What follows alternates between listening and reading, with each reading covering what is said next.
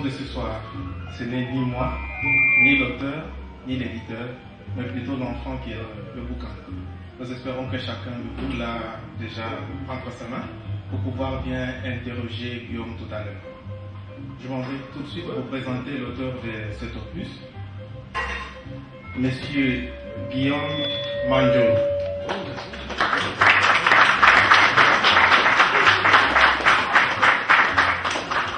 Monsieur Guillaume Manjolo est diplômé et spécialiste des droits humains, des études qu'il a faites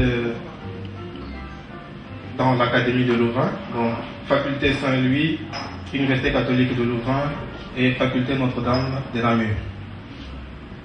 Monsieur Guillaume Manjolo a prêté serment il n'y a pas longtemps, je crois 6 mois si je ne me trompe pas, au barreau de Kananga comme avocat. Donc dorénavant je vais cesser de l'appeler monsieur, mais maître. Maître Guillaume Manjolo dirige un mouvement politique. Il a été acteur politique sur le terrain lors des élections législatives qui ont eu lieu au Congo dernièrement. Et Maître Guillaume Manjolo est en train de préparer une thèse, peut-être qui va dépasser ma nation que nous avons, parce que ses entretiens avec l'université d'Anvers sont très avancés. Je n'aimerais pas m'étendre sur la présentation de l'auteur, mais je voudrais lui accorder directement la parole pour qu'il nous dise pourquoi, à cette époque de l'histoire congolaise, il a voulu bien mettre sur le marché un opus intitulé Ma Nation. Mais avant de lui passer la parole, je vous présente juste à sa gauche, son voisin, les éditions Mabiki. Donc j'ai dit tout simplement les éditions Mabiki parce que c'est l'éditeur qui a produit cet ouvrage que nous avons ici, que vous pouvez contacter. C'est notre frère. Je préfère qu'on applaudisse pour son courage. Merci beaucoup. Alors, Monsieur Guillaume Manjolo, le Congo, un État, une nation ou juste un territoire sans configuration? Vous avez la parole. Merci beaucoup. Mille merci pour être venu jusqu'ici. Je n'espérais pas avoir tant de monde, mais l'intérêt de ces manuscrits qui viennent paraître maintenant nécessitait qu'on puisse être autour d'une table pour en discuter. Avant tout, je voudrais pouvoir remercier Monsieur Bienvenu, qui a été une des rares personnes à pouvoir accepter de pouvoir éditer cet ouvrage, parce que c'est un ouvrage plutôt assez polémique, si on veut, par ceux qui croient que normalement les Congos doivent s'arrêter selon leur conception. Et puis parallèlement à ça, Placide Bokata, qui a été un soutien des peines mortes dans le cadre de la rélecture, des corrections, tout un tas de choses, tout ça, donc il a participé totalement. Je lui remercie aussi. En fait, la question posée par rapport à l'ouvrage, les réponses sont dans l'ouvrage. Je l'intitule Ma Nation parce que tout simplement, jusqu'aujourd'hui, vous savez très bien qu'on a eu le malheur de pouvoir parler des nationalités au niveau du Congo, mais jamais on a eu à pouvoir précéder, mettre les préambules ou les préalables essentiels qui est c'est quoi la nation congolaise avant de pouvoir parler des nationalités ou des gens qui peuvent porter cette nationalité-là. C'est ce que j'ai tenté de pouvoir expliquer. Modestement, bien sûr, il y a un ordre critique possible, mais en même temps, il fallait un début. Au-delà de cette approche, ou dans cette approche, j'inclus quelques paramètres. Dans mon premier chapitre, tout simplement une sorte de discussion que j'essaie de pouvoir brosser pour mettre en perspective l'idée même de la nation. Et par la suite, dans les premiers chapitres, je parle de la liberté. Chose jusqu'à aujourd'hui non encore utilisée ou non encore comprise dans les cadres des activités politiques au Congo. Dans le deuxième chapitre, j'attaque sur la responsabilité, ce que j'appelle les leaders naturels.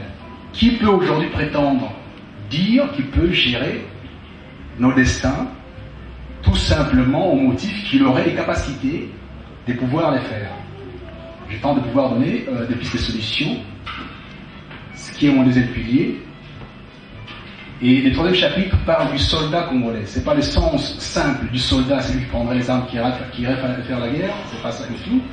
c'est plutôt un concept tout à fait nouveau qui correspondrait, pour ceux qui ont pu travailler sur la conception allemande de Weimar avant le Troisième Reich, ce qu'on a appelé les travailleurs, der Arbeiter en allemand. Moi j'appelle ça les soldats. C'est-à-dire que c'est chaque pièce faisant partie de l'architecture d'une machine, que j'appelle la machine Congo, dont chacun d'entre vous ici, qui se sent faire partie de cette machine-là, a son utilité. Ce qui fait que chacune de ces pièces, si elle est absente de cette machine, elle s'arrête, elle ne marche plus du tout. Donc c'est ça l'esprit du soldat. Et ça comporte énormément de paramètres qu'il faut devoir aussi aller voir dans le livre, et surtout pour les générations futures, c'est essentiel. Et enfin, j'explique ce que j'appelle la révolution conservatrice congolaise. Je dis que c'est une possibilité. D'habitude, dans notre concept notre conception plutôt de la politique au Congo, souvent nous sommes liés les uns les autres en fonction de l'ethnie, de la tribu, ou éventuellement des rapports financiers d'une manière ou d'une autre. Mais jamais derrière une idéologie. Prenez l'exemple de n'importe qui, posez-lui la question tout simplement. Vous faites partie de tel mouvement politique en vertu de quoi? En fonction de quoi? Vous n'aurez pas la réponse exacte. On vous dira parce que nous on a subi telle chose par rapport aux d'autres, c'est pour ça que nous sommes réunis pour défendre notre cause. Au fond, il n'y a jamais eu une idéologie précise qui pourrait porter l'ensemble d'une population ou fédérer énormément des gens en fonction de ces paramètres-là. Donc j'ai tenté de pouvoir apporter ces paramètres dans les cadres de la révolution conservatrice congolaise. C'est un concept que je n'ai pas créé, c'est un concept aussi que je tire de l'Allemagne de Weimar, c'est pas très connu, puisqu'il y a deux sortes de révolutions conservatrices. Il y en a celle-là, la première, et par la suite il y a eu une deuxième qui a été appliquée à un moment donné par Reagan et par Thatcher. Et actuellement, il y a dans la mouvance des Bush ce qu'on appelle les New Cons, les néo-conservateurs actuels. C'est pas cette même mouvance. Moi, j'applique plus celle qui a été à la fin de la République de Weimar, qui a déclenché les mouvements de la prise en charge de ce qu'ils étaient, c'est-à-dire l'Allemagne du Troisième Reich, sans pour autant copier toute la méthodologie qui a suivi par la suite et tout ça, donc il faut nuancer là-dessus. Voilà un peu en gros l'esprit de cet ouvrage. Sincèrement, je vous invite à pouvoir non seulement l'acheter parce que normalement ça peut nous permettre de pouvoir un peu faire diffuser les idées qu'il y a là-dedans, mais en même temps de les lire attentivement, de tenter de comprendre. On aura énormément de discussions à ce niveau-là. Ne vous limitez pas à une approche un peu plutôt simpliste, je vous en supplie, mais vraiment c'est une demande que j'ai faite. Allez en profondeur, vous verrez que bon, le travail a été assez bien construit, parce que c'était un essai plutôt scientifique. Donc je dis bien essai. J'affirme certaines choses de façon assez forte, d'autres par contre je prends avec des pincettes. Pour autant, vous verrez très bien que la préface déjà pose problème, parce que j'ai demandé à un éminent professeur qui est doyen d'une faculté des philosophies et lettres, j'entends bien, qui a été un de mes professeurs, pour pouvoir le préfacer. Malheureusement, ce cher monsieur, bon, j'aurais aimé qu'il soit là, en off, lorsqu'on discute en dehors des micros éventuels, éventuellement de l'écriture qui serait exposée au public, il est d'accord avec moi sur les fonds. Mais par rapport à la conception même, la conception occidentale des choses, la conception darwinienne des choses, il n'est pas d'accord de pouvoir accepter que, tiens, bizarrement, ceux qui sont censés être des sous-hommes à un moment donné puissent prendre conscience de tous ces éléments-là, en faire corps et vouloir les appliquer aussi à leur hauteur. Ce n'est pas acceptable. Voilà un peu la grande difficulté qu'il y a dans cet ouvrage. Prenez la peine de le lire. La liberté, est-ce que nous la connaissons? En mon sens, j'estime que pas suffisamment pour pouvoir en réclamer l'effectivité. La responsabilité du leader, est-ce qu'on l'a compris sincèrement? Je crois que non, parce qu'un leader, c'est lui qui montre un cap. Et pour l'instant, malheureusement, je ne crois pas que cette étoffe-là puisse être portée par ceux, pour l'instant, qui gouverneraient la RDC. L'esprit de la congolité, à un moment donné, on en a parlé, congolité, je suis congolais parce que tout ça. En fait, pour moi, la congolité passe par les actes.